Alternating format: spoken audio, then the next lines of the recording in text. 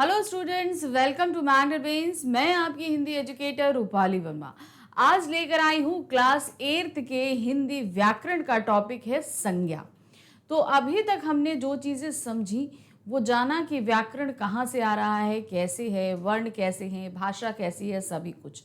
तो आज इस चैप्टर से यानी कि संज्ञा से हमारा शुरू होगा शब्द के विकारी रूप, यानी कि ऐसे शब्द जिनमें हम कोई ना कोई बदलाव पैदा कर सकते हैं, जो थोड़े से अपने स्वरूपों को, लिंग है, वचन है, कारक है, काल है, इन सब के अकॉर्डिंग अपने स्वरूपों को बदलते हैं। ये ध्यान रखते हैं, इसीलिए इनको विकारी कहा जाता है।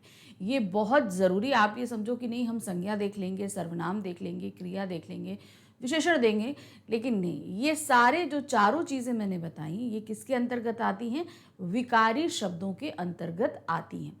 ये एक बहुत ज़रूरी टर्म है जिनको आपको जानना ज़रूरी है, विकारी और अविकारी, क्योंकि इस पर आधारित अगर प्रश्न पूछे जाएंगे तो वो आपको पता होना चाहिए कि अगर मान लीजिए क्वेश्चन आ गया कि विकारी शब्द क्या होते हैं, तो आपको ये आंसर देना पड़ेगा कि भाई विकारी क्या होते हैं, है ना।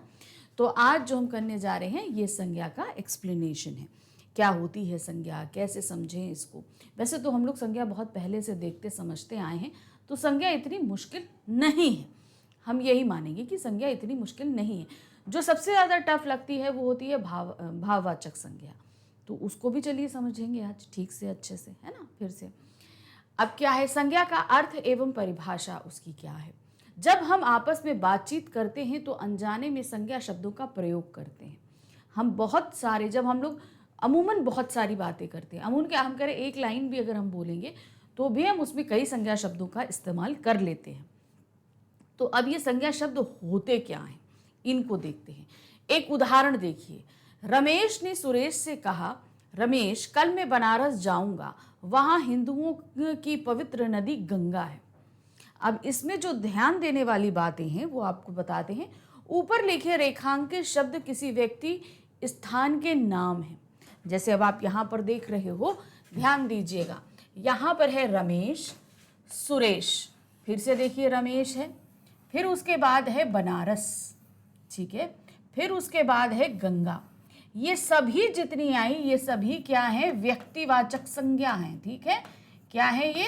व्यक्तिवाचक संज्ञा। अब ये व्यक्तिवाचक संज्ञा है। अब इसमें अभी और भी हैं, हम ये नहीं कह रहे हैं नहीं है। अब ये आइए नदी, नदी क्या है? ये एक जातिवाचक संज्ञा है। क्या है? जातिवाचक संज्ञा। अब ये जातिवाचक संज्ञा क्या है, व्यक्तिवाचक संज्ञा क्या है, ये सब अभी एक एक करके बताऊंगी। तो समझ में आया ना कि हमने यहाँ पर एक सेंटेंस देखा, ओनली वन सेंटेंस। उस वन सेंटेंस में ही हमने कितने सारे संज्ञा शब्दों को देखा। उसी तरीके से हम जैसे बोलते हैं कि चलिए आज हम हिंदी पढ़ते हैं, तो आज यहाँ पर आज हम हिंदी पढ़ते हैं, तो अब यहाँ पर हमने कितने सारे संज्ञा शब्द लिए। सबसे पहला बात है कि हमने तो हिंदी ही ले लिया, आज दिन का नाम था वो हमने ले लिया। तो इस तरीके से क्या हुआ, आपने देखा ना कि हम एक सेंटेंस में कितने सारे बोल लेते हैं। ऊपर लिखे रेखांकित शब्द किसी व्यक्ति या स्थान के नाम है। अब जो भी व्यक्ति के नाम है, जैसे रमेश है, सुरेश है, रमेश है, बनारस है, ये सभी क्या हैं? व्यक्ति और स्थान के नाम हुए। नदी जो है वो, आप अगर नदी का नाम ले रहे हैं तो उसमें सारी ही नदियाँ आएंगी। ब्रह्मपुत्र है, सतलुज है, क्षिप्रा है, यमुना है, नर्मदा है, सरस्वती है, बहुत सारी नदियाँ हमारे यहाँ तो बहती हैं ना, कितनी सारी, भाई भारत में तो सभी पवित्र नदियाँ हैं। तो वहाँ पर अगर हम सिर्फ नदी बोलते हैं तो उसमें सारी ही नदियों का इंडिकेशन आता है, लेकिन उसके आगे हमने क्या लगा दिया? गंगा। तो गंगा जो है वो एक नदी का नाम हो गया, इसलिए वो क्या हो गया? व्यक्तिवाचक संज्ञा। अब इसकी डिफिनेशन देखिए क्या है, क्योंकि संज्ञा की डिफिनेशन का पता होना जरूरी है।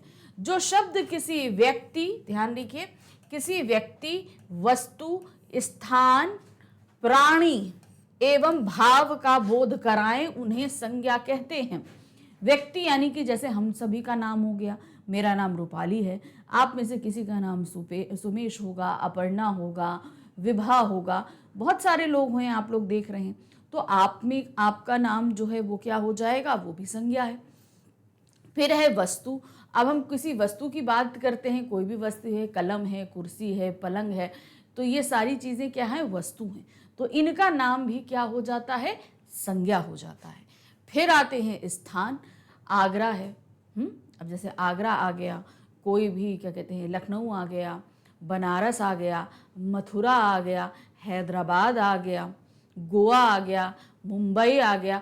तो इस तरीके से आप कहीं का भी किसी भी स्थान का नाम ले लो। सिर्फ शहरों के नाम की बात मैं नहीं कर रही।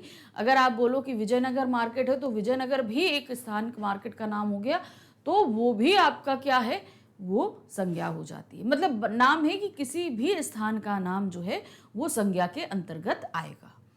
फिर है प्राणी। अब प्राणी में कौन आ जाते हैं, सभी पशु पक्षी, जानवर, कीड़े मकोड़े, ये सांप बिच्छू, सब, मतलब जितनी भी लिविंग थिंग्स हैं वो सारे ही आ जाते हैं।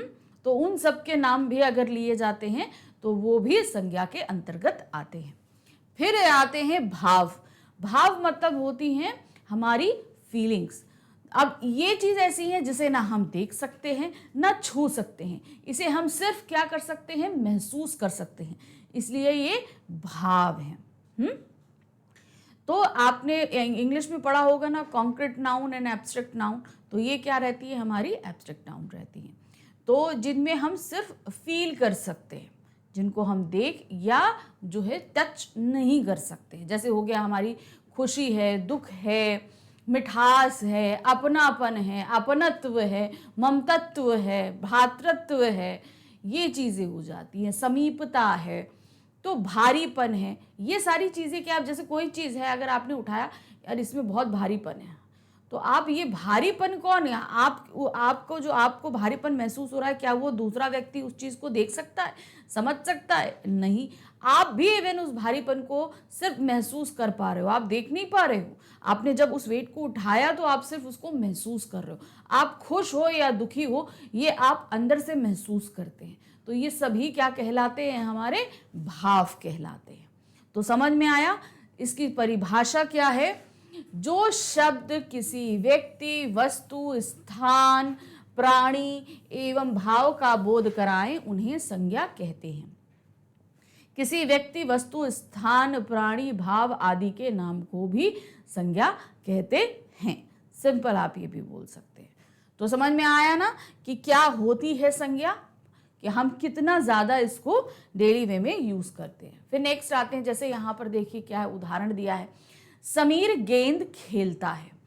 अब दूसरा है, जयपुर एक सुंदर शहर है, घोड़ा दौड़ रहा है, बुढ़ापा दुखों का घर है। अब यहाँ पर चलिए देखिए क्या है, मैं आपको बताती हूँ क्या है। अब यहाँ पर समीर और गेंद, ये दो चीज़ें हैं। समीर किसी व्यक्ति का नाम है, गेंद जो है वो वस्तु का नाम है। ठीक है, कैसे आया, अब इसको हम आपको बताते चलते हैं। समीर क्या है, ये अब यहाँ पर हम संज्ञा लिख देते हैं। ठीक है, हमारी 3 संज्ञाएं होती हैं, सबसे पहले 3 संज्ञा। ठीक है, अभी वैसे तो 5 है, लेकिन मेन जो 3 है पहले हम उनको बताते हैं। व्यक्तिवाचक,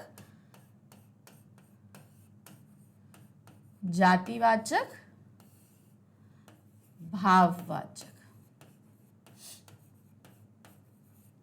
इसके अलावा एक और होती है जिसे हम समूहवाचक या समुदायवाचक कहते हैं, और दूसरी होती है द्रव्यवाचक। तो टोटल हमारी 5 होती हैं। तो चलिए यहाँ पर हम जो ऑप्शंस दिए हैं उसके अकॉर्डिंग यहाँ पर सिर्फ ये 3 ही संज्ञाएं हैं। जैसे पहला आप देख रहे हो, समीर एक लड़के का नाम है, तो ये सीधे सीधे क्या हो गया, व्यक्तिवाचक संज्ञा है। क्यों, क्योंकि ये किसी का नाम है, जहाँ पर पर्टिकुलर किसी का नाम लिया जाता है। जैसे कि अगर हम बोल दें कि लड़का गेंद खेल रहा है, तो लड़का जो है वो संपूर्ण जाति में आता है। क्या होता है, पूरी संपूर्ण जाति में आता है, इसलिए वो जातिवाचक संज्ञा हो जाएगा। लेकिन यहाँ पर हमने किसी का नाम ले लिया है, इसलिए ये व्यक्तिवाचक संज्ञा के अंतर्गत आ गया। दूसरा, अब आप यहाँ पर देख रहे हो कि गेंद, गेंद क्या है, गेंद तो बहुत सारी गेंद होती हैं, तो ये सीधे सीधे क्या हो जाएगा, जातिवाचक संज्ञा। ठीक है, फिर नेक्स्ट में आते हैं जयपुर। क्या है, जयपुर, जयपुर क्या है, ये एक शहर का नाम है, तो ये सीधे सीधे क्या हो गया, व्यक्तिवाचक संज्ञा। दूसरा है शहर, दूसरी संज्ञा क्या है, शहर।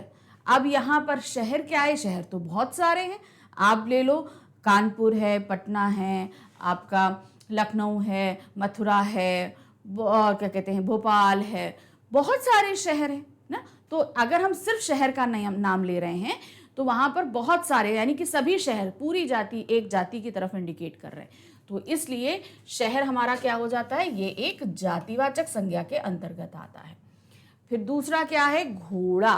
घोड़ा क्या है, एक जानवर का नाम है।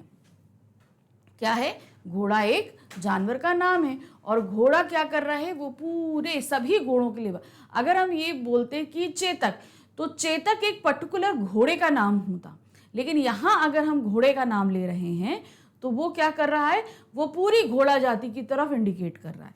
इसलिए ये क्या हो जाता है, हमारा सीधे सीधे जातिवाचक संज्ञा के अंतर्गत आता है।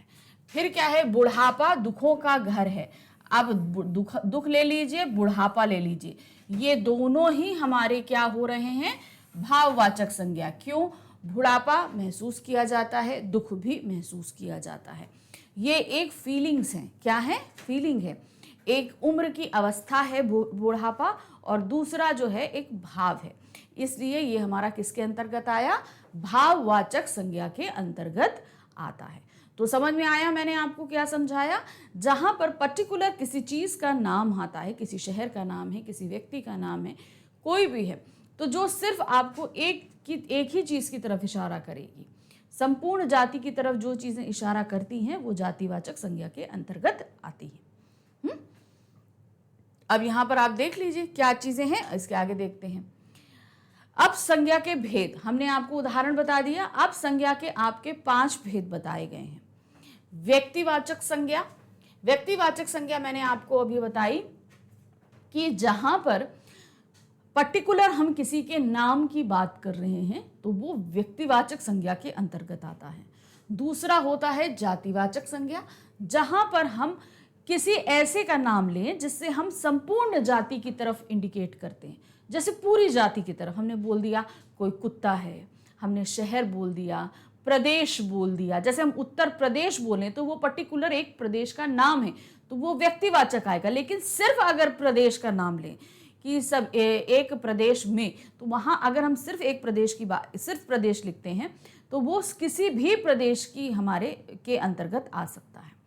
तो इसलिए वो हमारा प्रदेश शब्द क्या होगा, आपका जातिवाचक की तरफ इंडिकेट करेगा। अभी इनको हम पूरा आपको डिटेल में बताएंगे। फिर आते हैं भाववाचक संज्ञा, जो चीज़ें हम देख नहीं सकते, जिन्हें हम छू नहीं सकते, हमारे अंदर में उठने वाले भाव जिन्हें हम सिर्फ महसूस कर सकते हैं, वो क्या कहलाते हैं, भाववाचक संज्ञा।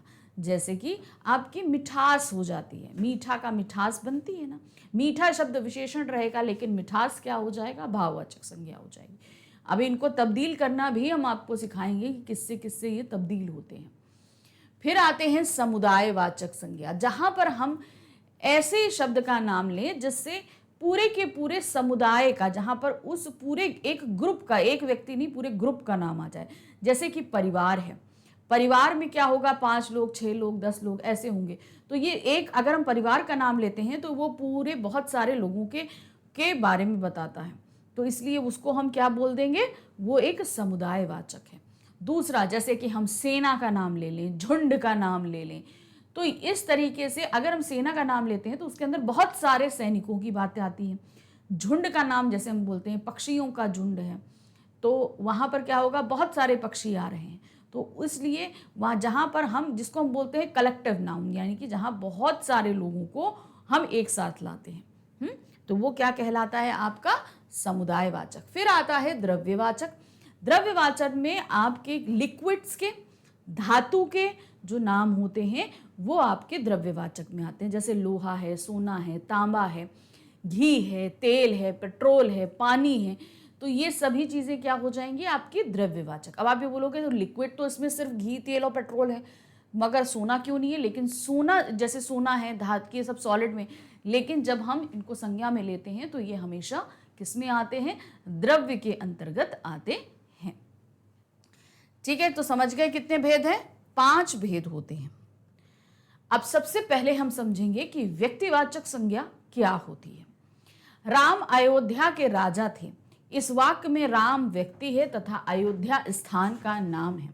राम, अयोध्या, ठीक है, इस प्रकार के विशेष नाम वाले संज्ञा शब्दों को व्यक्तिवाचक संज्ञा कहते हैं। जिस संज्ञा शब्द से किसी एक व्यक्ति, वस्तु अथवा स्थान विशेष का बोध हो उसे व्यक्तिवाचक संज्ञा कहते हैं, जैसे सीता, दिल्ली, लाल किला, हिमालय आदि। तो अब यहाँ पर जो बताया गया, जैसे यहाँ दिया है राम अयोध्या के राजा थे, ठीक है। यहाँ पर 3 संज्ञाएं हैं इस वाक्य में। अब आप ये बोलोगे कि 3 संज्ञाएं हैं लेकिन नाम सिर्फ 2 का लिया गया है, क्यों? क्योंकि यहाँ सिर्फ आपको व्यक्तिवाचक संज्ञा बताई जा रही है, इसलिए 2 का नाम लिया गया, तीसरे का नाम नहीं लिया गया। क्यों? क्योंकि तीसरा व्यक्तिवाचक संज्ञा नहीं है। अब यहाँ पर जैसे हमने बताया राम, तो आप सभी को पता है पर्टिकुलर राम एक व्यक्ति का नाम है, ठीक है। हमारे ईश्वर हैं, हमारे भगवान हैं, लेकिन वो क्या है, वो सिर्फ एक व्यक्ति के नाम की तरफ एक व्यक्ति की तरफ ही पर्टिकुलर इंडिकेट करते हैं। तो इसलिए उस व्यक्ति विशेष का नाम होने के कारण वो व्यक्तिवाचक संज्ञा है। उसी तरीके से अयोध्या क्या है, एक राज्य का नाम है, एक शहर का भी, जैसे पर्टिकुलर है, अयोध्या क्या है, एक शहर का नाम है। लेकिन पहले क्या था, पूरा एक राज्य हुआ करता था, शासन चलता था। तो इसलिए एक शहर का नाम होने के कारण जो है वो आपका व्यक्तिवाचक संज्ञा रहेगा। लेकिन अगर हम यहाँ पर राजा की बात करें, राजा व्यक्तिवाचक संज्ञा नहीं है।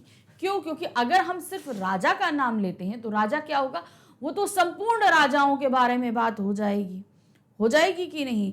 राजा राम भी थे, राजा रावण भी था, राजा चंद्रगुप्त भी थे, ठीक है ना, चंद्रगुप्त भी थे, महाराणा प्रताप भी थे। तो इस तरीके से क्या होगा, अगर हम सिर्फ राजा की बात करें तो उस राजा शब्द के अंदर तो बहुत सारे राजा आ जा सकते हैं। हमारे भाई भारत के अगर हम इतिहास में जाएं तो हम बहुत सारे राजाओं को देखते हैं ना। तो इसीलिए राजा जो है वो व्यक्तिवाचक संज्ञा के अंतर्गत नहीं आएगा। पर्टिकुलर अगर किसी का नाम आता है तो वो आपका क्या कहला देता है, जैसे हम यहाँ पर बोल देते राजा राम अयोध्या के राजा थे, ठीक है, राजा राम अयोध्या के राजा थे। जैसे अब ओरछा के भी राजा जो हैं वो राम ही कहे जाते हैं, क्योंकि वहाँ पर हमेशा कोई भी शासन तंत्र जो है वो गद्दी पर रहा होगा, हमेशा वहाँ के राजा राम ही कहलाते हैं। तो राजा राम जो हैं ओरछा के राजा हैं अगर हम बोलें, तो यहाँ पर भी राजा जो, अगर हम पर्टिकुलर हम राजा और राम को अलग करते हैं तो राजा जो है आपका जातिवाचक रहेगा, राम व्यक्तिवाचक रहेगा, ओरछा भी आपका व्यक्तिवाचक रहेगा। तो अगर आप अलग अलग करके करते हो तो वो आपका इस हिसाब से होगा। जैसे अब हम ले लेते हैं उत्तर प्रदेश, ठीक है, एक सिंपल सा एक शब्द है हमारा उत्तर प्रदेश। उत्तर प्रदेश है, ठीक है, बहुत सारे भाई हैं। तो इसमें आप अगर पूरा लोगे तो क्या होगा, आप बताओ। पूरा अगर हम लेते हैं तो ये पूरा एक प्रदेश का नाम है, तो इसलिए आ जाता है आपका व्यक्तिवाचक संज्ञा में, ठीक है। अगर अब हम ले लें, ठीक है, अब ये बोलते हैं उत्तर प्रदेश में गंगा नदी प्रवाहित होती है, उत्तर प्रदेश और बिहार में गंगा नदी प्रवाहित होती है। अगर हम ये चीज़ बोलते हैं तो हमने 2 स्टेट का नाम लिया, दोनों ही स्टेट आपके व्यक्तिवाचक हैं। अब हम ये बोले गंगा नदी कई प्रदेशों से होकर गुजरती है, तो यहाँ पर हमने सिर्फ प्रदेश का नाम लिया, तो वो क्या होगा, कई प्रदेशों का, किसी भी प्रदेश के हो सकते हैं, तो वो वहाँ जातिवाचक हो जाएगा। तो आपको कहीं पर भी किसी का नाम दिया जाता है तो वो व्यक्तिवाचक के अंतर्गत आता है, और अगर वो उसको अलग सेपरेटली कर दिया जाए, जैसे हमने बोला गंगा नदी उत्तर प्रदेश से प्रवाहित होती है, तो आपका वो पूरा व्यक्तिवाचक है। अब हम बोलते हैं गंगा नदी कई प्रदेशों से प्रवाहित होती है, तो अगर खाली प्रदेश आता है तो वो आपका क्या हो जाएगा, जातिवाचक संज्ञा हो जाएगी। अब व्यक्तिवाचक संज्ञा की डिफिनेशन क्या है, जिस संज्ञा शब्द से किसी एक व्यक्ति, वस्तु, स्थान विशेष का बोध हो उसे व्यक्तिवाचक संज्ञा कहते हैं। यानी कि जिस शब्द से किसी एक व्यक्ति विशेष या स्थान विशेष का बोध हो, सिर्फ पर्टिकुलर किसी एक का नाम आ रहा है, तो वो आपका क्या कहलाता है, व्यक्तिवाचक संज्ञा। अब इसमें नाम भी आपको उदाहरण दे दिया कि आप जैसे सीता है, अगर हम सीता बोलेंगे तो या तो किसी की लड़की का नाम है, किसी महिला का नाम है, या माता सीता का नाम है, तो ये पर्टिकुलर किसी एक की तरफ इशारा कर रहा है, किसी का नाम है। फिर आ जाते हैं दिल्ली, दिल्ली तो एक ही शहर का नाम है, लाल किला भी एक ही बना हुआ है, हिमालय एक ही है। तो अब आप यहाँ पर देख रहे हैं सीता एक लड़की का नाम है, दिल्ली शहर का नाम है, लाल किला इमारत का नाम है, हिमालय पर्वत का नाम है। तो इस तरीके से पर्टिकुलर हम अगर किसी का भी नाम लेते हैं तो वो हमारा किसके अंतर्गत आ जाता है? वो हमारा आता है व्यक्तिवाचक संज्ञा के अंतर्गत। अब आ जाते हैं नेक्स्ट, जातिवाचक संज्ञा। क्या है? बिल्लियां दौड़ रही हैं। इस वाक्य में बिल्लियां शब्द से किसी विशेष बिल्ली का ज्ञान नहीं हो रहा है, इसे जातिवाचक संज्ञा कहते हैं। अब यहां पर हमारे पास क्या आया? बिल्लियां। तो इन्होंने बोला कि भाई बिल्लियां दौड़ रही हैं, घोड़े दौड़ रहे हैं, कुत्ते भौंक रहे हैं, चिड़ियां चहचहा रही हैं। इस तरीके से अगर आप देख रहे हो तो यहाँ पर पर्टिकुलर किसी एक बिल्ली के लिए नहीं, संपूर्ण बिल्ली जाति की तरफ इंडिकेशन हो जाता है। वैसे तो यहाँ अगर हम बोले यहाँ बिल्लियां दौड़ रही हैं, अगर हम सिर्फ ये बोलें कि बिल्ली दौड़ रही है, तो भी वो पर्टिकुलर एक बिल्ली की तरफ इंडिकेशन नहीं कर रहा है, वो संपूर्ण बिल्ली जाति की तरफ हमको बता रहा है। यहाँ तो जैसे है बिल्लियां दौड़ रही है, तो एक बिल्ली नहीं कई बिल्लियां हैं। लेकिन अगर हम एक वचन लेकर भी आते हैं कि बिल्ली दौड़ रही है, तो भी यहाँ पर क्या है कि बहुत सारी बिल्लियों के बारे में हम बात नहीं कर रहे हैं। हम किसके बारे में बात कर रहे हैं? हम सिर्फ एक बिल्ली के बारे में बात कर रहे हैं। तब भी वो हमारा क्या हो जाएगा? संपूर्ण जाति की तरफ ही इशारा करेगा। पर्टिकुलर जो है वहां पर कोई नाम नहीं है, वहां पूरी जाति की तरफ इंडिकेशन है। जैसे कि अगर हम बोले कि सीता पढ़ रही है, तो पर्टिकुलर एक लड़की की तरफ है सीता पढ़ रही है। लेकिन हम ये बोले कि लड़की पढ़ रही है, तो लड़की क्या होगा? लड़की संपूर्ण जाति की तरफ इशारा करती है। सारी लड़कियां, कोई भी लड़की हो सकती है वो, है ना। तो अब हम जैसे बोले घोड़ा दौड़ रहा है, तो घोड़ा क्या हुआ? वो संपूर्ण घोड़े, कोई भी घोड़ा हो सकता है, सभी दौड़ सकते हैं, कोई दिक्कत नहीं। लेकिन हम बोले महाराणा प्रताप का घोड़ा चेतक दौड़ रहा है, तो चेतक जो है वो व्यक्तिवाचक संज्ञा है, लेकिन घोड़ा फिर भी आपका जातिवाचक ही रहेगा।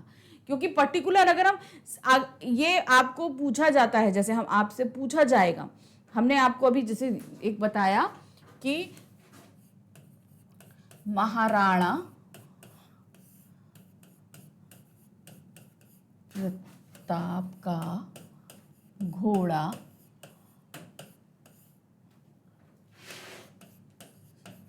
चेतक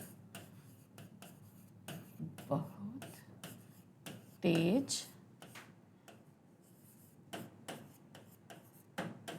दौड़ता है। ठीक है, अब हमने आपको ये एक पर्टिकुलर वाक्य दे दिया।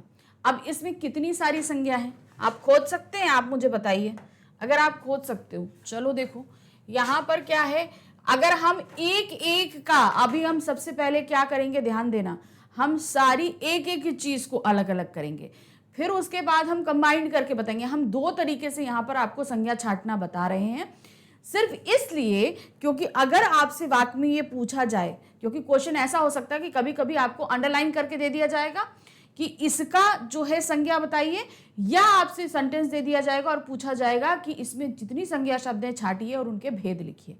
तो वो दोनों ही तरीके से आप कैसे करोगे, ये समझाना आपके लिए जरूरी है। अभी तक हमने व्यक्तिवाचक और जातिवाचक देख लिया ना, अभी और भी देखेंगे, सब हम प्रैक्टिस करते हुए चलेंगे। देखिए अब यहाँ पर हमने आपको सिर्फ एक सेंटेंस दिया है, इस सेंटेंस में से हम निकालने वाले हैं।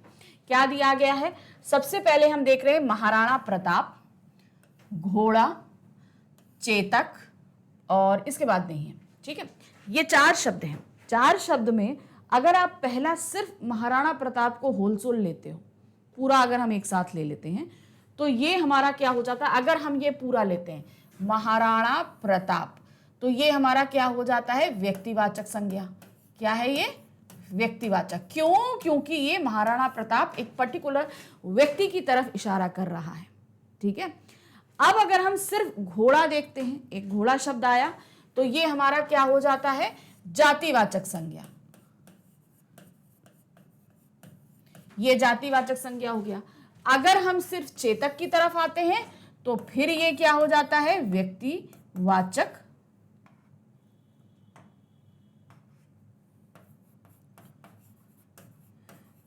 व्यक्तिवाचक संज्ञा।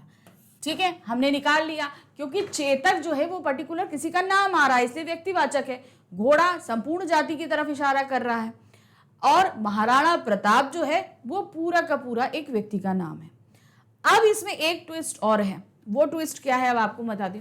अभी हमने घोड़ा और चेतक दोनों अलग अलग कहा, अगर हम यहां पर बोल दें घोड़ा चेतक, अगर इसके नीचे एक साथ अंडरलाइन है तब आप इसे क्या करोगे?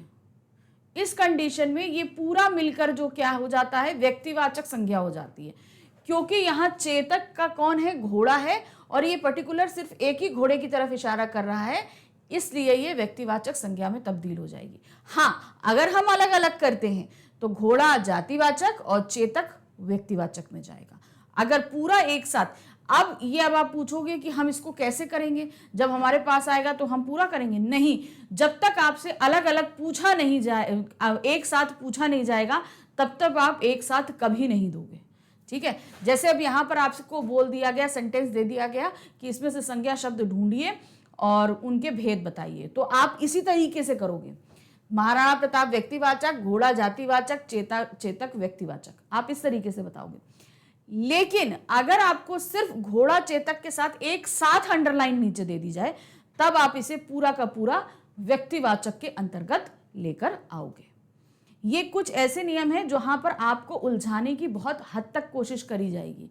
ये देखा जाता है सिर्फ इस तरीके के क्वेश्चन देकर कि बच्चा कितने हद तक चीजों को समझ पाया है, कि उसका प्रेजेंस ऑफ माइंड कैसा है, कि हाँ पर्टिकुलर उसके दिमाग में जो ज्ञान भरा गया है वो तो अच्छा है जो उसने ज्ञान लिया है, लेकिन उस ज्ञान को वो सिचुएशन के हिसाब से इस्तेमाल करना जानता है या नहीं जानता है, ये चेक करने के लिए इस तरीके से क्वेश्चंस दिए जाते हैं। अब यही क्वेश्चन आपको किस में पूछा जा सकता है, ये एमसीक्यूज बेस में भी पूछा जा सकता है, आपको एक सेंटेंस देकर उसमें से छांटने के लिए भी बोला जा सकता है। तो ये कई तरीके से आपके सामने आ सकता है। ठीक है, चलिए अब यहां पर हम जातिवाचक संज्ञा की जो है डेफिनेशन देख लेते हैं। क्या है जातिवाचक संज्ञा की डेफिनेशन?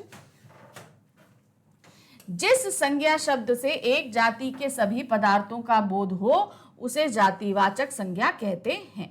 जहां पर एक ही जाति के सभी लोगों का बोध हो जाए, नाम हम एक लें लेकिन वो इंडिकेट क्या करे, पूरी संपूर्ण जाति की तरफ इंडिकेशन कर दे, तो वो हमारा जातिवाचक संज्ञा के अंतर्गत आता है। जैसे यहां दिया है बालक, अगर हम बालक का नाम लेते हैं तो जितने भी बालक हैं, जितने भी लड़के हैं, उन सभी के बारे में हम बात कर रहे हैं। फिर अगर हम पर्वत बात करें तो पर्वत क्या होगा, इसमें सारे ही पर्वत आ जाएंगे, आपके अरावली पर्वत भी आ जाएगा, हिमालय पर्वत भी आ जाएगा, कैलाश पर्वत भी आ जाएगा, सारे ही पर्वत आपके चले आएंगे। ठीक है, फिर उसके बाद आते हैं हम देश, तो देश तो बहुत सारे हैं, आप यहाँ पर भारत ले सकते हैं, अमेरिका ले सकते हैं, ऑस्ट्रेलिया ले सकते हैं, ऑस्ट्रिया ले सकते हैं, बहुत सारे देश हैं। तो अगर हम सिर्फ देश की बात करते हैं तो इसमें सभी देश जो हैं वो शामिल हो जाते हैं। नेक्स्ट आते हैं पुस्तक। अब पुस्तकें बहुत सी हैं, महाभारत है, रामायण है, रामचरितमानस है, गीता है, और आपकी बहुत सारी हम लोग पुस्तकें पढ़ते हैं, प्रेमचंद जी की गोदान है, रंगभूमि है ना, बहुत सारी पुस्तक आती हैं, उपन्यास कितने सारे। तो उस अगर एक पुस्तक का नाम लेते हैं तो उसमें बहुत सारी संपूर्ण पुस्तक जाति का बोध हो जाता है। नेक्स्ट आते हैं स्त्रियां। तो स्त्री से क्या होता है, पूरी संपूर्ण स्त्री जाति, और मनुष्य का मतलब हो गया जिसमें स्त्री पुरुष सभी शामिल हो, वो आपके इसके बारे में बात हो जाती है। तो जहां पर पर्टिकुलर आप किसी एक का नाम लो और उससे पूरी जाति का बोध हो तो वो जातिवाचक संज्ञा कहलाती है। नेक्स्ट आते हैं भाववाचक संज्ञा। नाम से ही पता चलता है भाव। क्या है, इस तालाब में गहराई अधिक है। इस वाक्य में गहराई शब्द से ना तो किसी व्यक्ति विशेष का बोध हो रहा है और ना ही किसी जाति का, बल्कि इससे तालाब की दशा का बोध हो रहा है। इसे भाववाचक संज्ञा कहते हैं। चलिए देखिए, सबसे पहले तो इस वाक्य में क्या संज्ञा है ये आपको बताना है। यहां पर आ गया तालाब और गहराई, ये दो हमारी क्या है, संज्ञा है। अब आप ये बोलोगे गहरा तो जो है बताया जा रहा है, अगर गहराई है या गहरा होना, ये तो तालाब की विशेषता है, ये तो विश्लेषण शब्द के अंदर आएगा। अगर हम ये लिख देते यह तालाब बहुत गहरा है, गहरा शब्द जो है वो विशेषण के अंतर्गत आता, लेकिन गहराई क्या है, वो दशा को बता रही है। अब हम जैसे गहरा है, ठीक है, गहरा शब्द क्या बताता है, वो संज्ञा बता रहा है, तालाब की विशेषता बता रहा है, लेकिन गहराई जो है वो तालाब की विशेषता ना बताकर उसकी कंडीशन को बता रहा है कि वो कैसा है। तो गहरा से गहराई, यही आपको थोड़ा सा समझना है कि क्या विशेषण होगा, क्या संज्ञा होगी। अब यहाँ पर जो भी संज्ञा शब्द है, जितने भी संज्ञा शब्द है, जैसे यहाँ तालाब है, तो तालाब तो किसी भी पूरी संपूर्ण जाति की तरफ इशारा कर रहा है, तालाब कोई भी हो सकता है, तो तालाब क्या हो जाता है, जातिवाचक संज्ञा है। लेकिन अब जैसे हम यहाँ पर बोले कि मन बहुत दुखी हो रहा है, तो मन क्या है, वो हमारा संज्ञा हो गया, दुखी होना भी संज्ञा हो गया। लेकिन दुख क्या है, वो मन की दशा को बदला रहा है, इसलिए वहां पर दुख आपका भाववाचक संज्ञा हो जाती है। तो समझ में आया, जिन चीजों को हम छू नहीं सकते, जिन चीजों को हम सिर्फ महसूस कर सकते हैं, जो सिर्फ और सिर्फ फीलिंग है या किसी की कंडीशन को बताने की कोशिश करती है, तो वो हमारा क्या कहलाता है, भाववाचक संज्ञा कहलाता है। अब इसकी डिफिनेशन देखिए क्या है, जिस शब्द से पदार्थों के गुण, ध्यान दीजिएगा, पदार्थों के गुण, दोष, धर्म, व्यापार, दशा, अवस्था आदि का बोध हो, उसे भाववाचक संज्ञा कहते हैं। जैसे ऊंचाई, लंबाई, गहराई, ईमानदारी, खटास, मिठास, मनुष्यता, मोटापा, बड़प्पन, बुढ़ापा, थकान, चंचलता, कोमलता, शत्रुता आदि। अब ध्यान दीजिए, अब इसमें आप बोलेंगे कि ये जो शब्द हैं, ये शब्द जो हैं आपके संज्ञा भी हैं, जातिवाचक संज्ञा भी हैं, विशेषण भी हैं, क्रिया भी होते हैं। क्यों, अभी इनको कैसे करा जाएगा हम पूरा डिटेल में आपको एक एक करके बताएंगे। ध्यान दीजिए, इसमें सबसे पहले अगर हम ऊंचा लिखें, हम बोलें कि सिर्फ ऊंचा है, लंबा है, गहरा है, तो ये सारी, सिर्फ ऊंचा की बात कर रही हूँ, लंबा की बात कर रही हूँ, गहरा की बात कर रही हूँ, तो ये विशेषण शब्द होते हैं। चूंकि इसमें ई शब्द लग गया, ये देखिए,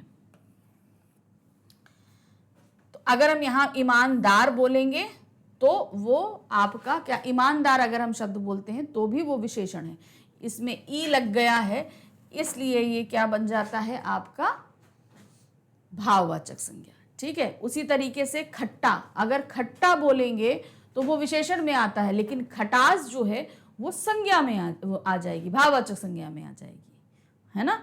मीठा विशेषण हो जाएगा, मिठास भाववाचक संज्ञा हो जाएगी। ठीक है, समझ गए ना आप लोग कि क्या होता है।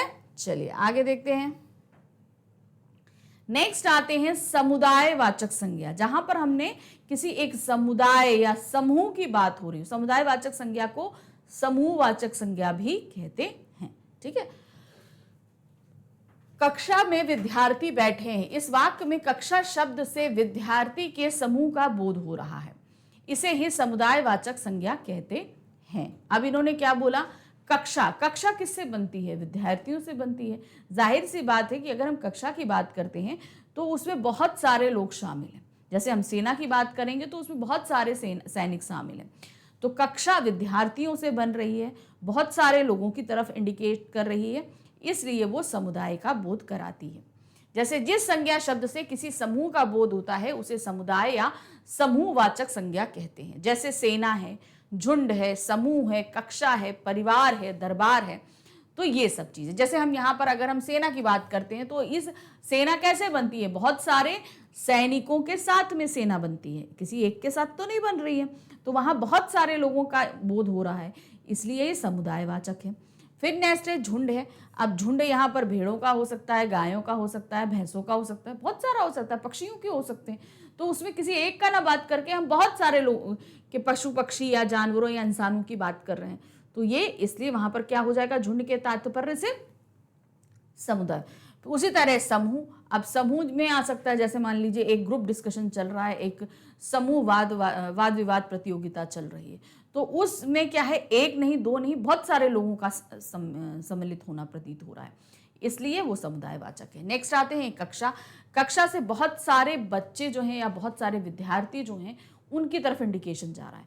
उसी तरह परिवार में, परिवार के सभी सदस्य हैं, माता पिताजी, बच्चे, ये बुजुर्ग जितने भी है, भाई ग्रैंड पेरेंट्स हमारे हो गए वो हैं और हम चाचा चाची भी। तो जो आजकल तो जॉइंट फैमिलीज कम है, लेकिन अभी भी ऐसा नहीं है कि हम कह रहे हैं कि नहीं है, तो जो जॉइंट फैमिली पूरा परिवार है तो पूरे परिवार के अंदर सभी लोगों का, यहाँ पर बहुत सारे लोगों की तरफ इंडिकेशन होता है, तो वो भी आपका क्या हो गया, समुदायवाचक। फिर उसके बाद आते हैं दरबार।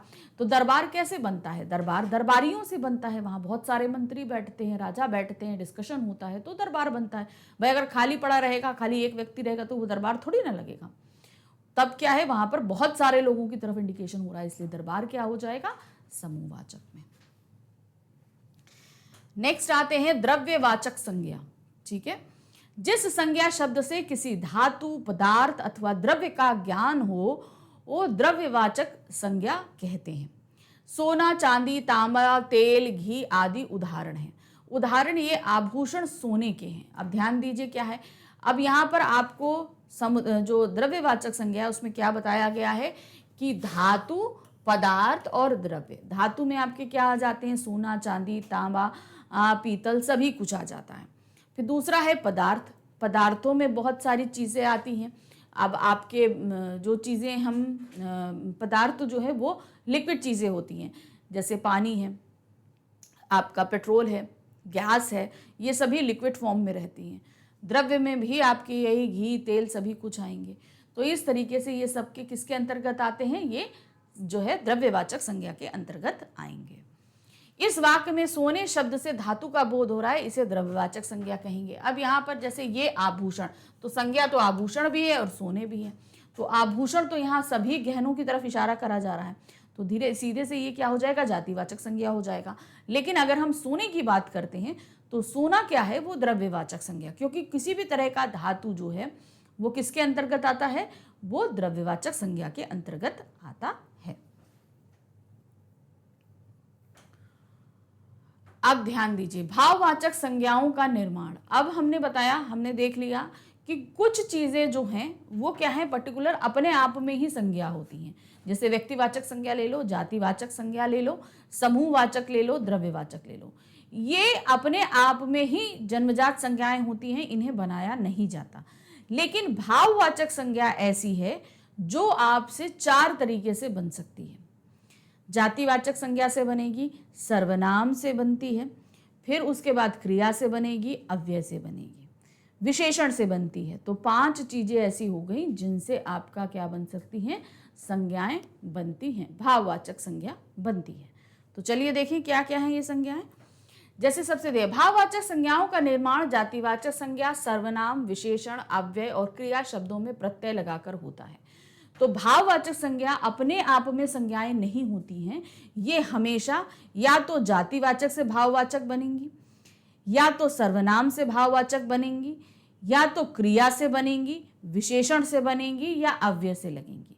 ये शब्द होते हैं जैसे जातिवाचक, सर्वनाम, क्रिया, विशेषण और अव्यय, ये हमेशा जो रहते हैं विकारी और अविकारी शब्द रहते हैं, और इनमें कुछ प्रत्यय लगा देने से ये संज्ञा शब्द बन जाते हैं। ठीक है, ये संज्ञा शब्द अपने आप में नहीं होते हैं, ये बनाए जाते हैं। जैसे मान लीजिए दिल्ली है, कलकत्ता है, लड़का है, घोड़ा है, ये सब चीजें शब्द क्या है, ये बनाए नहीं गए हैं, ये अपने आप में इनको देखकर होता है। अब जैसे खट्टा है, खटाई है ये, अब जैसे खट्टा है, खटास है, खटाई है, खट्टापन है, ये देखिए अब खट्टा शब्द से कितनी सारी चीजें बनी। उसी तरीके से क्या है, लंबा है, लंबाई है, तो यहाँ पर पहला शब्द लंबा था, उससे लंबाई कर दिया गया। तो इस तरीके से क्या है, भाववाचक संज्ञा हमेशा इन 5 में से ही बनती है, ये अपने आप में होती नहीं, बनाई जाती है। जातिवाचक संज्ञाओं से अब कैसे बनता है। अब अगर हम किसी बूढ़ा की बात करें, आदमी क्या है, वो देखो एक बूढ़ा बैठा है, अगर हम ऐसे बोलें तो अगर वो एक बूढ़ा बैठा है तो वहां बूढ़ा शब्द जो है वो पूरी बूढ़ा जाति, जितने भी बूढ़े लोग होंगे सभी की तरफ इंडिकेट करता है। अब बूढ़ा से क्या बनता है भाववाचक संज्ञा, बुढ़ापा। ठीक है, बूढ़ा से क्या बना, बुढ़ापा। संस्कृति क्या है, संस्कृति जातिवाचक संज्ञा है, और इससे क्या बनता है, संस्कार। देव तो बहुत सारे हैं, बहुत सारे देव हैं, उनसे क्या बनता है, देवत्व। स्त्री क्या करता है, संपूर्ण स्त्री जाति की तरफ इशारा कर रहा है, उससे अगर हम भाववाचक संज्ञा बनाएंगे तो क्या हो जाएगा, स्त्रीत्व। कुमार का क्या बनता है, कौमार्य। कुमार कौन होता है, मोस्टली कुमार उन लोगों को कहा जाता है जो शादीशुदा नहीं है। कौमार्य एक अवस्था होती है जब क्या क्या कहते हैं, आपकी जो है वर्जिनिटी जो है वो खत्म नहीं होती, तो वो कौमार्य की स्थिति होती है। तो अगर शादी नहीं है तो वो कुमार है, इसीलिए उसकी अवस्था को कौमार्य कहा जाता है। लड़की है वो कुमारी कहलाती है। तो अब आप इसमें सब में देख रहे हैं कि एंड में जो है वो सभी जगह प्रत्यय लगे हुए हैं। इन्हीं प्रत्यय जो भी आपके क्या रहते हैं, जातिवाचक संज्ञाएं रहती हैं, उन्हीं से आपके भाववाचक बन रहे हैं। अभी और भी शब्द देखिए, हिंदू। अब हिंदू का क्या होता है, हिंदुत्व। हिंदू का क्या रहेगा, हिंदुत्व। पंडित, पांडित्य। युवक, यौवन। ब्राह्मण, ब्राह्मणत्व। राष्ट्र, राष्ट्रीयता। भ्राता, भ्रातृत्व। वृद्ध, वृद्धस्थ। मर्द, मर्दांगनी। क्या है, मर्दांगनी। तो अब इस तरीके से आप देख रहे हैं कि ये जो जितने आ रहे हैं ये सभी जातिवाचक संज्ञा के। अगर हम हिंदू की बात करेंगे तो इसमें हिंदू अगर कोई है तो सभी हिंदू लोगों की तरफ इशारा होता है। पंडित बहुत सारे लोग होते हैं, जितने पंडित हैं उसमें बात करेंगे। युवक है, भाई युवा एक तो होगा नहीं, बहुत सारे होंगे, तो सभी युवक के लिए बात की जाएगी। ब्राह्मण है, राष्ट्र है, तो राष्ट्र सिर्फ हमारा राष्ट्र थोड़ी ना है, अभी तो ऐसे बहुत सारे राष्ट्र हैं। अमेरिका राष्ट्र है, यूएस राष्ट्र है, बहुत सारे राष्ट्र हैं, तो वहाँ सभी के लिए। राष्ट्रीयता क्या होती है, एक भावना होती है। तो यहाँ पर अगर हम हिंदुत्व देखें, पांडित्य देखें, यौवन देखें, ब्राह्मणत्व देखें, राष्ट्रीयता, भातृत्व, वृद्धस्थ या मर्दांगनी, तो इन सभी में जो है आप क्या देख रहे हो कि ये सभी चीजें एक फीलिंग है जिनको हम किसी भी हाल में न देख सकते हैं न टच कर सकते हैं। अगर आप कोई युवक लड़का खड़ा है जो यंग एज में है तो आप उसे क्या बोलोगे, युवक बोलोगे, है ना। लेकिन उसकी अवस्था क्या है, यौवना अवस्था है। यौवना अवस्था आपकी क्या हो जाती है, भाववाचक संज्ञा में हो जाती है। क्यों, क्योंकि वो उसकी अवस्था को बता रहा है। नेक्स्ट है विद्वान। विद्वान का क्या होगा, विद्वता। अब विद्वान जो होता है वो व्यक्ति होता है, उसे हम देख सकते हैं, समझ सकते हैं, लेकिन विद्वता हम महसूस करते हैं। वक्ता, वक्ता मतलब बोलने वाला, उसका क्या है, वक्तत्व। वो बोलने में बहुत चतुर है। जो वक्ता है उसका वक्तत्व यानी कि वो बोलने में इतना चतुर है कि चीज़ों को अपने हिसाब से समझ सकता है। फिर नेक्स्ट है वीर। वीर की क्या होगी, वीरता। पिता, पितृत्व। शठ, शठता। प्रभु, प्रभुत्व। व्यक्ति, व्यक्तित्व। अब आ जाते हैं सर्वनाम। सर्वनाम से जो हमारी भाववाचक संज्ञा बनती है। अब सर्वनाम जो है ना, सर्वनाम क्या होता है, संज्ञा के स्थान पर इस्तेमाल किए जाने वाले शब्द सर्वनाम कहलाते हैं। यही होता है ना, संज्ञा के स्थान पर इस्तेमाल किए जाने वाले शब्द, प्रयोग किए जाने वाले शब्द सर्वनाम कहलाते हैं। तो बेसिकली अभी तक हमने देखा जातिवाचक संज्ञा यानी संज्ञा से ही संज्ञा बना रहे हैं हम, लेकिन अब हम क्या बना रहे हैं, हम सर्वनाम से संज्ञा बनाएंगे। अहं, अहम क्या होता है, अहंकार। पराया, पराया क्या होगा, परायापन। अपना, अपनापन या अपनत्व। निज, निज मतलब निजता, निजत्व। मम, ममतत्व या ममता। सर्व, सर्वस्व। तो अब यहां पर आप सभी चीजें क्या देख रहे हैं, ये सभी पुरुषवाचक सर्वनाम के अंतर्गत आ रही हैं। अब आ जाते हैं विशेषण। विशेषण यानी कि जो संज्ञा की क्वालिटी बताते हैं, जो संज्ञा किस तरीके की है, अच्छी है, बुरी है, जो कुछ भी है बताता है ना। तो उसी तरीके से आपने ध्यान दिया होगा कि भाववाचक संज्ञा भी क्या होती है, वो कुछ शब्दों के गुण, दोष, दशा, इन सब चीजों के बारे में बताती है। और विशेषण क्या करता है, वो भी संज्ञा की जो है दशा, गुण, दोष सब कुछ बताता है ना। अब इन विशेषण शब्दों से कैसे बनती है भाववाचक संज्ञा, इसमें भी आपके प्रत्यय लगाए जाते हैं, उनसे बनती है। जैसे अकेला, अकेला क्या है, हम बोलेंगे मनुष्य अकेला है। मनुष्य क्या हुआ, वो जातिवाचक संज्ञा है, लेकिन उसके बारे में कौन बता रहा है कि वो अकेला है। अब वो जो अकेला है वो आपका विशेषण है। क्यों, क्योंकि वो मनुष्य के बारे में बता रहा है। लेकिन हम बोले कि मनुष्य को अकेलापन बहुत खलता है, मनुष्य को अकेलापन बहुत खलता है, तो अकेलापन क्या हो गया, अब विशेषण नहीं कहलाएगा। क्यों, क्योंकि ये अब उसके भाव में तब्दील हो गया, मनुष्य की फीलिंग में तब्दील हो गया। इसलिए वो क्या बन जाता है, भाववाचक संज्ञा। नेक्स्ट आते हैं अनुकूल अनुकूलता, अरुण अरुणिमा, अतिशय अतिशयता, आस्तिक आस्तिकता, चतुर चतुरता, उदासीन उदासीनता। तो समझ में आया। अब अगर आपने ध्यान दिया होगा तो इन से देखिए, इसमें पन प्रत्यय लगा है, इसमें ता लगा है, इसमें आ लगा है, इसमें ता लगा है, इसमें भी ता लगा है, इसमें भी ता लगा है, उसमें भी ता लगा है। तो इन सभी में क्या है, जो विशेषण शब्द हैं और जो जातिवाचक थे उनमें आपने देखा क्या, इसमें जो है आपके कोई ना कोई प्रत्यय लग रहे हैं। अब प्रत्यय आपके सभी में लगेंगे, हम ये नहीं कह रहे जातिवाचक संज्ञा और विशेषण में लग रहे हैं, सर्वनाम में भी तो प्रत्यय लगा था। ये देखिए यहाँ पर आइए, यहाँ पर क्या था, आप अहंकार, यहाँ पर कार प्रत्यय लगा, यहाँ पन प्रत्यय लगा, यहाँ त्व प्रत्यय लगा, यहाँ त्व लगा, यहाँ ता लगा, यहाँ ता लगा, यहाँ त्व लगा, यहाँ स्व लगा। तो सभी में जो है ना प्रत्यय लग रहे हैं कि नहीं लग रहे हैं। तो जितने भी जो उनके अपने ओरिजिनल स्वरूप हैं, उन ओरिजिनल स्वरूपों में हमेशा प्रत्यय लगेंगे और उन्हीं से क्या बनेगा, आपका भाववाचक संज्ञा बनेगी। तो आपने देख लिया ना, यहाँ विशेषण से और भी शब्द है, देखिए तैयार तैयारी, रिजु रिजुता, नीला नीलापन, आधुनिक आधुनिकता, भव्य भव्यता, कंजूस कंजूसी, उपयोग उपयोगिता, दुर्बल दुर्बलता। तो इस तरीके से आपने क्या देखा यहाँ पर कि सभी विशेषण शब्दों से आपके बन रहे हैं। एकाकी एकाकीपन, प्रसन्न प्रसन्नता, कृत्रिम कृत्रिमता, महान महानता, चंचल चंचलता, अनिवार्य अनिवार्यता, चालक चालाकी, गरीब गरीबी। तो ये आपका क्या निकल कर आया, ध्यान दिया आपने सब कि किस तरीके से इसमें जो है सभी विशेषण शब्दों से हमने भाववाचक संज्ञा बनाई। धीर धीरता, उदार उदारता, कुलीन कुलीनता, खट्टा खटास, खटास भी हो सकता है, खटाई भी हो सकता है, ठीक है, दोनों चीजें हो सकती है। चौड़ा चौड़ाई, गंभीर गंभीरता। नेक्स्ट है अव्ययों से। अब अव्यय क्या होते हैं, जो आपकी जिनमें विकार पैदा नहीं होता, अर्थात जिसमें किसी भी तरह का जो है परिवर्तन नहीं होता, वो अव्यय कहलाते हैं।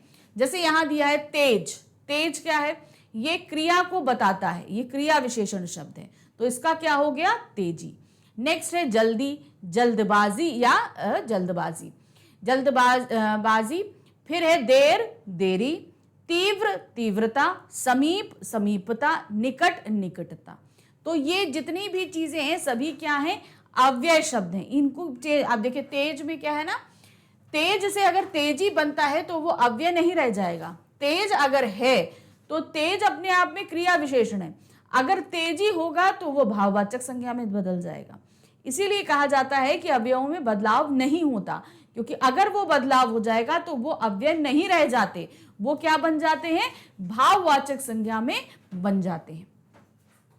जैसे देर है, देर में देरी हो गई, भाववाचक संज्ञा बन जाएगा। नेक्स्ट आते हैं क्रिया शब्द। अब क्रिया शब्द भी हैं, वो भी संज्ञा में बदलते हैं, लेकिन उनके अपने नियम होते हैं। अब क्रिया और संज्ञा दोनों चीजें अलग हैं।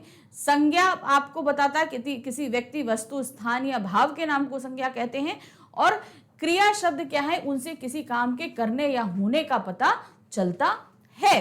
तो एक तरीके से यहां सीधे सीधे क्या आ रहा है, आप देख रहे हो कि ये क्रिया शब्द हैं जिनसे आपका बन रहा है भाववाचक संज्ञा। काटना कटाई, बदलना बदलाव, पढ़ना पढ़ाई, चलना चलन, सींचना सिंचाई, लूटना लूट, खोजना खोज, गिनना गिनती। तो ये सभी आपने देखा। काटना जो है, काटना शब्द हम बोल रहे हैं, फूल जो है फल काटना है, ठीक है, या पेड़ काटना है। तो काटना शब्द क्या है, ये किसी काम के करने को बता रहा है। लेकिन अगर हम बोल दें फसल की कटाई हो गई है, तो यहाँ कटाई क्या बता रहा है, वो यहाँ पर क्रिया को नहीं बता रहा, यहाँ पर बता रहा है कि कटाई की जा चुकी है। ये सिर्फ एक भाव को बताया जा रहा है। बेसिकली वो क्रिया क्या है, फसल का कटना है, लेकिन कटाई क्या है, उसके भाव को बता रहा है। नेक्स्ट आते हैं चकराना। चकराना का क्या होगा, चक्कर, चुनना चुनाव, डरना डर, जीना जीवन, नापना, नपाई, पालना, पलना, मिलना, मिलान या मिलन, बोना, बुआई, भूलना, भूल, छलना, छल। तो यहां पर आपने देख लिया कि किस तरीके से क्रिया शब्दों से भी भाववाचक संज्ञाएं बन गई। तो अभी तक आपने क्या समझा, चलिए बताइए कि संज्ञा जो है वो 5 तरह की होती है। सबसे पहले संज्ञा क्या होती है? किसी व्यक्ति, वस्तु, स्थान, जाति या भाव के नाम को संज्ञा कहते हैं। संज्ञा 5 तरह की होती हैं: व्यक्तिवाचक, जातिवाचक, भाववाचक, समूह या समुदायवाचक और द्रव्यवाचक। ठीक है, फिर उसके बाद हमने जब 5 तरह की देख ली तो हमने ये देखा कि अब जो भाववाचक संज्ञाएं हैं वो किस तरीके से बनती हैं? 5 तरीकों से बनती हैं। जातिवाचक संज्ञा से भाववाचक संज्ञा बनती है, सर्वनाम से बनती है, क्रिया से बनती है, विशेषण से बनती है और अव्यय से बनती है। इन भाववाचक संज्ञा एक पर्टिकुलर ऐसी संज्ञा है जो अपने आप में बनी बनाई नहीं होती, जो हमेशा किसी ना किसी दूसरे पद से बनती है, चाहे वो जातिवाचक संज्ञा हो, सर्वनाम हो, क्रिया हो, विशेषण हो, अव्यय हो। इनसे हमेशा जो है वो क्या बनेगी? संज्ञा भाववाचक संज्ञा बनती है। और हमेशा भाववाचक संज्ञा बनाते समय इसमें कुछ प्रत्यय शब्दों को लगाया जाता है। तो प्रत्यय तो आपको पता ही होंगे कि जो शब्द के एंड में लगाए जाते हैं। तो हमने यहां पर आपको संज्ञा पूरी तरीके से समझा तो दी, लेकिन अभी संज्ञा का टॉपिक हमारा खत्म नहीं हुआ है। अब समझने के बाद इसका प्रैक्टिस करना बहुत जरूरी होता है। अब प्रैक्टिस हम क्या करेंगे? अब जब नेक्स्ट हम अपना वीडियो लेकर आएंगे ना, तब हम इसकी प्रैक्टिस करेंगे। कि मतलब देखेंगे ये कि हमने जितनी संज्ञा सीखी हैं वो हमको अब हमें उससे क्वेश्चन, क्योंकि भाई थ्योरिकल में आपका इस तरीके से नहीं पूछा जाएगा, ये सिर्फ आपका एक्सप्लेनेशन पार्ट था। क्योंकि अब जो क्वेश्चन पूछे जाएंगे वो आपसे 2 फॉर्म में पूछे जाएंगे, या तो क्वेश्चन आंसर करा दिया जाएगा और एक्सरसाइज दे दी जाएंगी, उनसे आपको दे दिया जाएगा, या एमसीक्यूज करा दिए जाएंगे। तो इन दोनों ही पैटर्न को हम कवर अप कराएंगे। हमारा नेक्स्ट जो वीडियो आएगा संज्ञा पर आधारित, उसमें हम संज्ञा के टॉपिक से कुछ क्वेश्चन आंसर्स करेंगे और फिर उसके बाद कुछ एक्सरसाइज करेंगे। उसके बाद जो हमारा नेक्स्ट वीडियो आएगा वो इसी टॉपिक पे आधारित आपके सारे के सारे एमसीक्यूज रहेंगे, यानी कि संज्ञा पर आधारित पूरे के पूरे बहुविकल्पीय प्रश्न रहेंगे।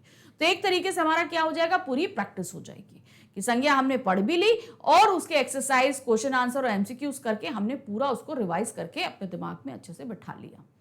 टॉपिक क्लियर हो जाएगा। उसके बावजूद भी अगर कोई ऐसी चीज है जो आपको क्लियर नहीं हो रही है, तो उस कंडीशन में आप क्या करोगे? फिर से उस एक्सप्लेनेशन उस वाले पार्ट में जाओगे, जो चीज आपको समझ में नहीं आई है उस वीडियो को आप फिर से देखोगे उतना, तो आपको वो क्लियर हो जाएगी। तो अभी यहां पर खत्म नहीं हुआ है काम, अभी हम नेक्स्ट वीडियो में मिलने वाले हैं एक्सरसाइज और क्वेश्चन आंसर्स के साथ। तो मिलते हैं नेक्स्ट टॉपिक के साथ में। Thank you for watching, bye bye.